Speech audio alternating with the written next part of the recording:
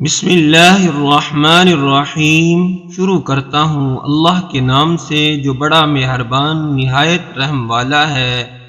السلام علیکم ورحمۃ اللہ وبرکاتہ۔ آج ہم آپ کو ہمارے چینل پر آنے کے لیے خوش آمدید کہتے ہیں۔ آج کا موضوع خوابوں کی تعبیر کون صحیح بتا سکتا ہے اور کس طرح خوابوں کی تعبیر کا پتہ لگتا ہے۔ ناظرین و کرام، میرے پیارو، حضرت ابن سیرین رحمۃ اللہ تعالی علیہ ایک بہت بڑے اللہ والے تھے جو خوابوں کی تعبیر 100% صحیح بتایا کرتے تھے۔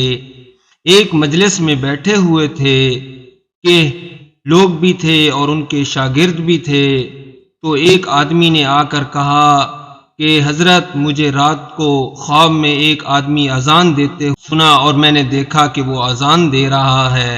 تو اسی طرح ایک اور شخص آیا، فرمایا حضرت، میں نے ایک آدمی کو اذان دیتے ہوئے سنا۔ تو فرمایا، پہلے کو یہ فرمایا کہ تو حج کرے گا اور دوسرے کو کہا کہ تیرا ہاتھ کٹے گا۔ تو شاگردوں نے کہا حضرت، پہلے نے بھی وہی خواب دیکھا اور دوسرے نے بھی وہی خواب دیکھا۔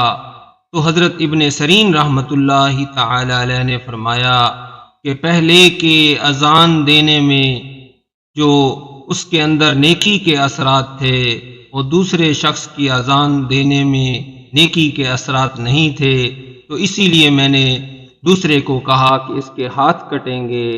اسی طرح ابن سیرین رحمۃ اللہ تعالی علیہ کا ایک اور واقعہ ہے کہ ایک شخص آیا، حضرت ابن سیرین رحمۃ اللہ تعالی علیہ بیٹھے ہوئے تھے، تو ایک شخص نے کہا حضرت، میں نے رات کو آج آگ دیکھی ہے، فرمایا کہ تیرے گھر کے اندر، تیرے کمرے کے اندر خزانہ ہے، اس کو کھود خزانہ نکلے گا۔ تو اسی طرح ایک اور شخص آیا، اس نے کہا حضرت، میں نے خواب میں رات کو آگ دیکھی ہے۔ تو اس نے کہا جلدی کرو، اپنے بچوں کو کمرے سے باہر نکالو، کہیں یہ نہ ہو کہ چھت گرے اور آپ کا نقصان ہو جائے۔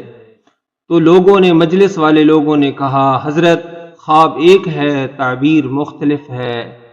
تو حضرت ابن سیرین رحمۃ اللہ تعالی علیہ فرمانے لگے، جو پہلا شخص تھا جس نے خواب سنایا تھا، اس کو سردی کے موسم میں خواب آیا تھا، اور جس نے بعد میں خواب سنایا وہ گرمی کے موسم میں تھا۔